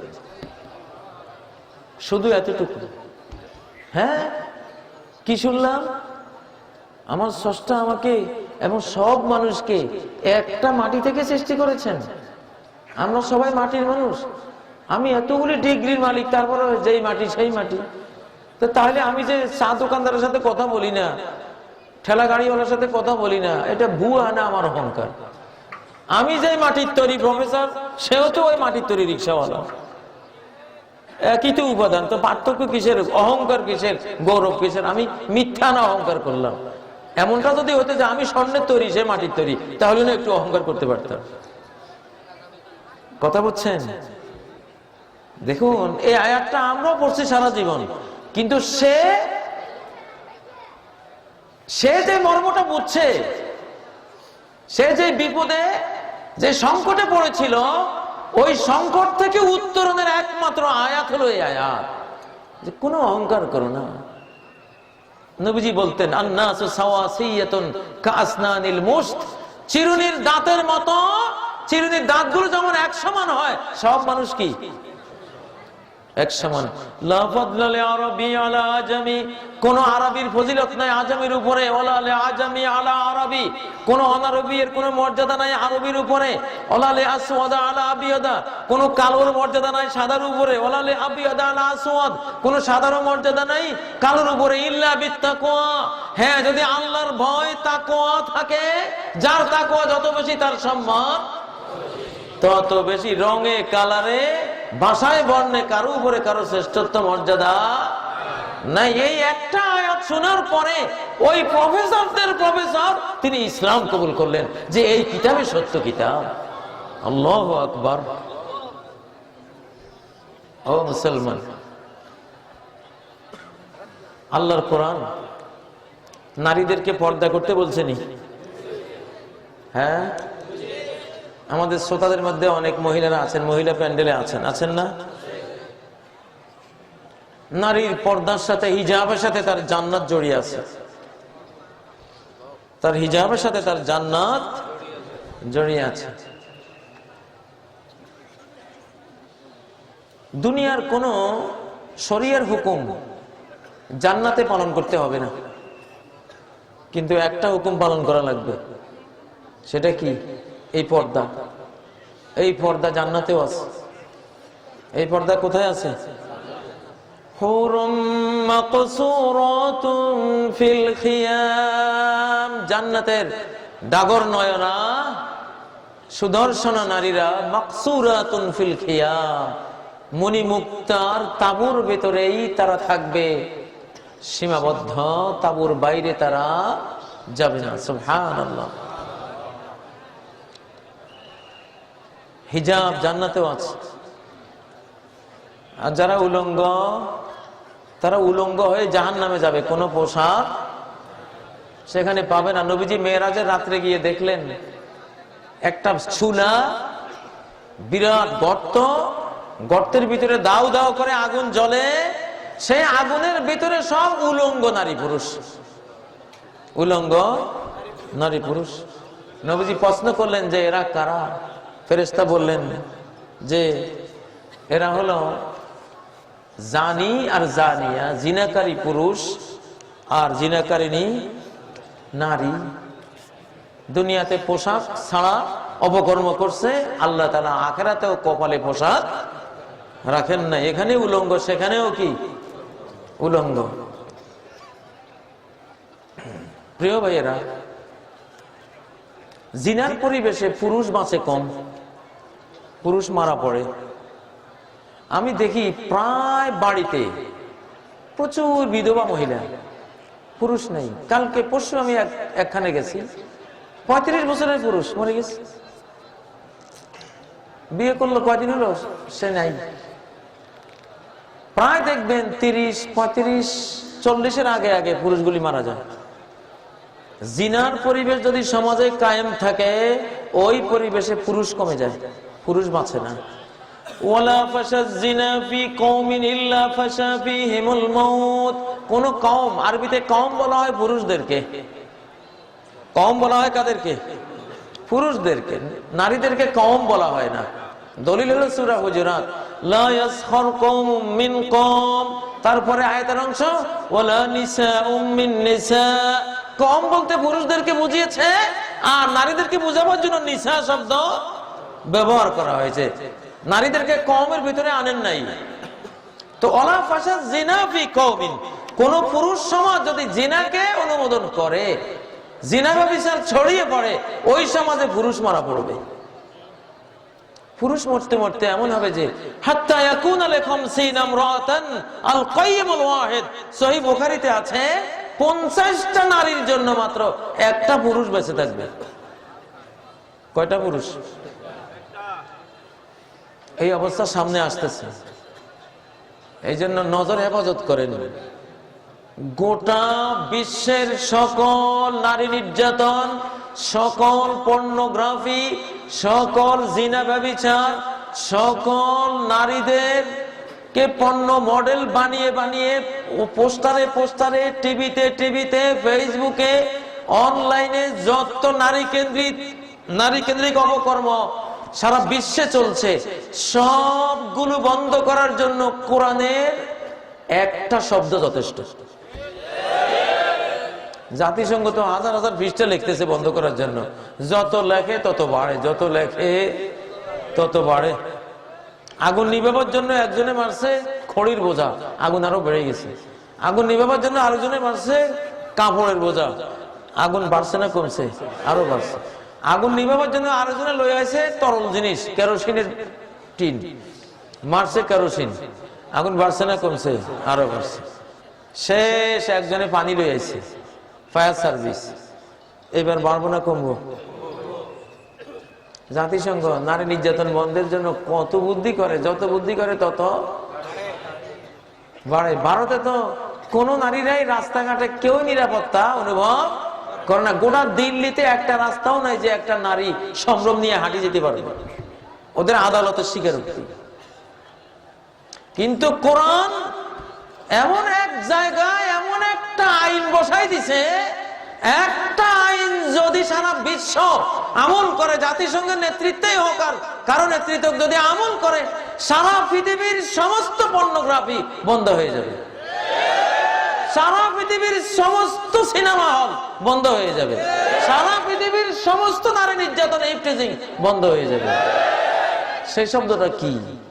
সূরা আন-নূরের 31 নম্বর আয়াত, ইয়াগুদ্দু মিন আবসারিহিম, চক্ষুকে অবনমিত করো না, চক্ষু নিচের দিকে করো, চাইও না, চাইও না। আচ্ছা, না চাইলে টিভি চলবো? গোটা বাংলাদেশি 16 কোটি 17 কোটি মানুষ যদি টিভি না দেখে, এমনি না করে, আর কোন নাটকওয়ালারা জীবনে কোন নাটক বানাইবে? চোখে তো নাই, কে দেখবো আমাদের নাটক? চাইও না।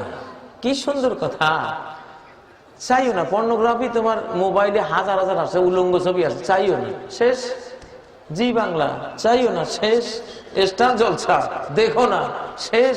মহিলা হাঁটতেছে লাখে লাখে, দেখো না, শেষ। ঠিক কিনা? ঠিক কিনা? কয় শব্দ? সারা বিশ্বের সকল নারী নির্যাতন বন্ধের জন্য আল কোরআনের কয়টা আয়াত লাগবে? একটা আয়াতও পুরো লাগতো না, খালি একটা শব্দই যথেষ্ট। ইয়াগুদ্দু মিন আবসারিহিম, ইয়াগুদ্দু, ওদেরকে বলো চক্ষু যাতে নামিয়ে রাখে পরপুরুষ দেখা থেকে, পরনারী দেখা থেকে। ইয়াগদুদনা, নারীরাও চোখ নিমিলিত রাখবে, পুরুষরাও চোখ নামিয়ে রাখবে। এই চক্ষুটা ভয়ঙ্কর ক্যামেরা, এই ক্যামেরা যেখানে সেখানে ছবি তুলবে না, ঠিক নয় কি? এখন আমেরিকার বিজ্ঞানীরা কি ওয়াজ করে, বলতেছে যে আমেরিকার যুবক, যদি যৌবনটা ধরে রাখতে চাও, জীবনে কিছু করতে চাও, চক্ষুকে নিচু করো। আল্লাহর কসম করে বলছে, আমেরিকার বিজ্ঞানীরা এখন এই ওয়াজ করে। কোরআনের ওয়াজ। কিসের ওয়াজ? কোরআনের ওয়াজ। প্রিয় ভাইরা, ইনশাআল্লাহ কোরআনের জ্ঞান বিজ্ঞানের কল্যাণ উপকারিতা সারা ওয়ার্ল্ডে এত গবেষণা হচ্ছে, প্রতিদিন হাজারের মতো গবেষণা বের হয়, সবগুলি ইনশাআল্লাহ ইসলামের পক্ষে। সবগুলি কিসের পক্ষে আসতেছে? কোরআনের পক্ষে। এখন আমাদের কি ইসলাম ছাড়তে হবে না, ইসলামের দিকে এগুতে হবে? কোরআন পড়তে হবে সবাইকে, কোরআন পড়তে হবে সবাইকে। কোরআন যে পড়বে না, কবরের 4 উত্তর সে দিতে পারবে না, সাফ কথা, সাফ কথা। তাবলীগের মুরব্বীরাও এখন অর্থসহ কোরআন পড়ানি শুরু করছে, আলহামদুলিল্লাহ, ঠিক না? ও ভাইয়েরা, তাবলীগ বলেন, কওমি উলামায়ে কেরাম বলেন, আলিয়ার উলামায়ে কেরাম বলেন, মসজিদের খোতাবা, আইম্মা, আমরা সবাই এক ইনশাআল্লাহ। সবাই বন্ধু, সবাই কি? সবাই বন্ধু। আগামী দিনের সময় আসতেছে ইনশাআল্লাহ, সব আলেম সমাজ ঐক্যবদ্ধ হয়ে বিশ্ব নেতৃত্বে চলে যাবে। আগামী দিনের হেলিকপ্টার আলেমরা উড়াবে ইনশাআল্লাহ। আগামী দিনের BMW, মার্সিডিজ গাড়িগুলি দেখবেন রাস্তা রাস্তায় কোরআনের ছাত্ররা দৌড়াচ্ছে ইনশাআল্লাহ। আগামী দিনের বিশ্ব নেতৃত্ব, অর্থনীতির নেতৃত্ব, সমাজনীতির নেতৃত্ব কারা দেবে? এই কোরআনের ছাত্ররা। এমন অর্থনীতি নিয়ে আসবে, একটা আঙ্গুরের ছড়া নিতে একটা উট লাগবে, বুঝেন না? একটা ডালিমের ছায়ায় বসবে 12 জন 13 জন লোক। 12-13 জন লোক যে ডালিমের ছায়া বসবে, ডালিমটা কত বড়, মানে একটা ডালিম নিতে একটা ট্রাক লাগবে। ইসলামিক ডালিম। কি ডালিম?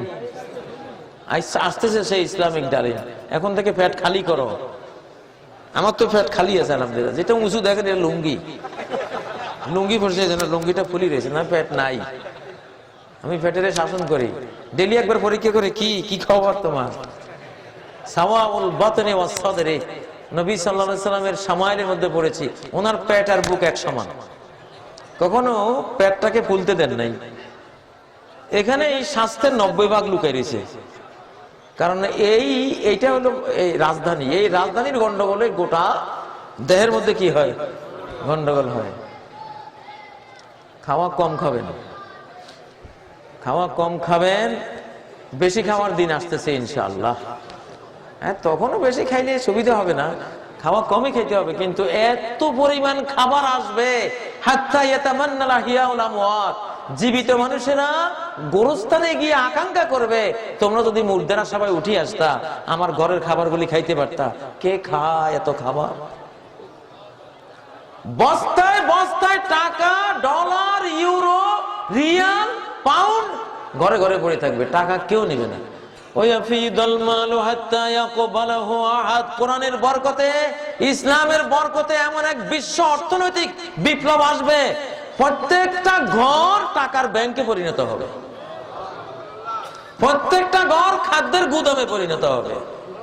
সুবহানাল্লাহ। তখন এই জন্য পোলা মাইয়া মাইরেন না, এখন থেকে বাড়ান। জন্ম নিয়ন্ত্রণের অভিশপ্ত কাজ করে ছেলে মেয়ে মারবেন না, যত নিতে পারেন নেন, 20টা 25টা 30টা করে নেন, তারপরও ইনশাআল্লাহ খাদ্য উদ্বৃত্ত থাকি যাইব। হ্যাঁ, আমি আর কথা লম্বা করব না। আর 10টা 10 পর্যন্ত আমার টাইম ছিল, 10টা13 হয়ে গেছে। পরবর্তী বক্তা আরেকজন আছে। আজকে আমি বক্তৃতা করে খুব মজা পেয়েছি, আপনারা পেয়েছেন কিনা জানি না, কারণ বাংলাদেশের প্রধান আলোচকরা হয় মজলুম, সবার পরে দেয়। আচ্ছা কোন জামাই যদি শ্বশুর বাড়িতে যায়, শাশুড়ি কালিয়া কোপ্তা, জর্দা, পোলাও, কোরমা সব রাঁধি রেডি হচ্ছে, আর জামাই এই দোকানে ঢুকিয়ে একবার চানাচুর আর বিস্কুট খাইলো, কিছু দূর গিয়া আবার আরেক দোকানে ঢুকিয়া চা আবার কলা খাইলো, কিছু দূর গিয়া আরেক দোকানে যাইয়া দেখে যে সিমির বিচি, বুট আর বাদাম ওগুলি খাইলো। খাইতে খাইতে খাইতে শ্বশুর বাড়ি যাইতে পেট ফুলে দিছে। এখন শাশুড়ি আমার দুনিয়ার খাবার আনি হাজির করছে, কয় শাশুড়ি ক্ষুধা তো নাই, কি ভালো লাগে না, খাইতাম না। বুঝেন না, পেট ভরে গেলে আর খাইতে মন চায়। এখন প্রধান আলোচকের ওয়াজ শোনার আগে যদি চানাচুর, বুট বাদাম খাইতে খাইতে শ্রোতারা পেট ভরি ফেলায়, প্রধান বক্তা যতই কালিয়া কুপ্তা, জর্দা, পোলাও, কোরমা আনুক, শ্রোতারা কয় কি স্যার ক্ষুধা নাই, ক্ষুধা নাই, একটু কমাইলেই ভালো, একটু কম করলেই ভালো হয়। বুঝেন না, এই জুলুমটা আমরা সবসময় ভোগ করি। তা আজকে খুব আরাম লাগছে, আজকে এই জুলুমটা আমার পরের বেলায় ভোগ করবে। আমি এই গত 1.5 মাস থেকে এই মসলুম সবার পরে দেয়। বক্তৃতা যখন উঠি একটু জ্ঞানের কথা বলবো, দেখি যে ঘুমাইতে আছে, শরীর দুর্বল, হাই তুলতেছে, এই সময় তো এই অবস্থা দেখলে তো বক্তৃতার ভিতরে ঢুকে যায়, কারণ এই উলু বনে এখন মুক্তা ছড়াই লাভ নাই, তখন অন্যদিকে যাইতে হয়, কিচ্ছা কাহিনী বলতে হয়, হাস্যরসিকতা করতে হয়, কারণ ঘুমের টাইমে হাস্যরসিকতা চলে, গভীর জ্ঞানের কথা চলে না। যাই হোক, তো মুসলমান দুইজন আলেমে কোনো বিরোধ আমরা করব না ইনশাআল্লাহ। ফেসবুকে এক আলেমের বিরুদ্ধে আরেক আলেম যদি কথা বলে, তখন জনগণ মনে করে কি দুইও আলেমে খারাপ, পরে দুইজন থেকে মনে করে এই আলেম গুছিটা এরকম, ঠিক না? একজন আলেম কি বললেন কোথায়, আমি আলহামদুলিল্লাহ আমি এই পর্যন্ত কোন বক্তৃতায়, কোন ফেসবুকে কোন আলেমের নাম ধরে আজ পর্যন্ত আমার এই মিডিয়ার লাইফে আমি একটা কথা বলিনি। জানি না আপনারা শুনছেন কিনা, আমার স্মরণে নাই, কারণ আমি জানি উনি একটা কথা বলেছেন, কোন সেন্স থেকে বলেছেন এটা হয়তো ওনার গবেষণায় উনি হয়তো ভালোভাবে জেনে বুঝে বলেছেন, হয়তো কোন দিক আমার জানা নাও থাকতে পারে। তা আমি যদি ওনার বিরুদ্ধে একটা স্ট্যাটাস দেই, তাহলে হয় আমার মূর্খতার প্রমাণ হবে, সেটা ইসলামের জন্য ক্ষতি, আর যদি আমারটা সঠিক হয় ওনার মূর্খতা প্রমাণ হবে, এটাও ইসলামের জন্য ক্ষতি। অতএব আলেমদের উচিত, পাবলিক যদি প্রশ্ন করে যে অমুক আলেম এটা বলেছেন আপনি কি বলেন, মিডিয়া আমরা কি বলবো, এটা ওনাকে প্রশ্ন করেন, এটা উনি বলেছেন, নিশ্চয় উনি গবেষণা করেছেন, এটা উনি ভালো বলতে পারবেন, এটা এই বিষয়ে আমি মন্তব্য করতে চাই না। আলেম যদি আলেমকে শ্রদ্ধা করে, গোটা পৃথিবীর পাবলিক আলেমদের সবাইকে শ্রদ্ধা করবে। আর আলেম যদি আলেমকে শ্রদ্ধা না করে, এই আলেম গোটা আলেম সমাজকে কেউই শ্রদ্ধা করবে না। আমি একজন কওমি আলেম আলহামদুলিল্লাহ, মুফতি শফি আহমদ শফি আকরামাহুল্লাহ হাফেজাহুল্লাহ, তিনি আমার নাসাই শরীফের ওস্তাদ। নাসাই পুরা কিতাব তো আমি ওনার কাছে পড়েছি হাটহাজারীতে। বুখারী পুরা পড়েছি, আব্দুল আজিজ রাহিমাহুল্লাহ মারা গেছেন, আমার উস্তাদ, বুখারীর উস্তাদ। মুফতি আহমদুল হক আহমদুল্লাহ রাহিমাহুল্লাহ, আবু হামিদ হাটহাজারীর মুহতামিম ছিলেন, আবু দাউদ পড়িয়েছেন। এরকম উস্তাদরা সারা দিনই তো ওনাদের কাছে তো পড়েছি, খুব শ্রদ্ধা করি। আমার বাবাও তো কমই আলিম, দেওবন্দের আলিম ছিলেন, হোসেন আহমদ মাদানী রহমতুল্লাহ আলাইহির খলিফা ছিলেন। আমার নানাও কমই আলিম। হাটহাজারী মাদ্রাসা প্রথম যেই ছেলেটাকে নিয়ে হাটহাজারী মাদ্রাসা শুরু হয়, সেই ছেলেটা ছিল আমার নানা আশরাফ আলী থানভী রহমতুল্লাহর কাছে। আমার নানা পড়তে গেছেন 15 বছর বয়স। থানভী রহমতুল্লাহ আলাইহি এক বাংলাদেশি দাওরা পড়া ছাত্র হাবিবুল্লাহ, মৌলানা হাবিবুল্লাহ, ওনার কাছে ওই জানাব আব্দুল আজিজকে তুলে দিয়ে বললেন, তুমি ওকে চিটাগাং নিয়ে যাও, তোমার এলাকায় নিয়ে যাও, ওখানে গিয়ে একটা মাদ্রাসা দাও, ওরে ওখানে পড়াও, 1 বছর পড়াইয়া আমার হাতে বিরোধ দিও। মৌলানা হাবিবুল্লাহ চিটাগাং এসে যে মাদ্রাসা দিয়েছিলেন, সেই মাদ্রাসাটাই হলো আজকের হাটহাজারী মাদ্রাসা। এবং প্রথম যে ছাত্র ভর্তি হয়েছিল সেই ছাত্র ছিল আমার নানা। তা আমরা তো আলিয়ারও ছাত্র, কওমিরও ছাত্র, দুই দলকে শ্রদ্ধা করি আলহামদুলিল্লাহ। তো আমি কথাগুলি এই জন্য বলছি যে আলিমরা যাতে আলেমদেরকে শ্রদ্ধা করে। আলেমরা আলেমদের শ্রদ্ধা করলে দ্বীনের লাভ না ক্ষতি? দ্বীনের লাভ। তাহলে জনগণ আস্থা পাবে, জনগণ আলেমকে শ্রদ্ধা করলে এটা দ্বীনের শ্রদ্ধা হয়ে গেল। আল্লাহ তাআলা আমাদেরকে ইখতিলাফ থেকে বাঁচার তৌফিক দান করুন। ছোটখাটো কিছু ইখতিলাফ আছেই, এগুলি সব ভ্যালিড। যেগুলি মাসালে ফিকহিয়া, ফিকহি মাসালার ক্ষেত্রে ময়দান ওয়াসে, ময়দান প্রশস্ত, যে যেটা আমল করে আমল করতে দেন।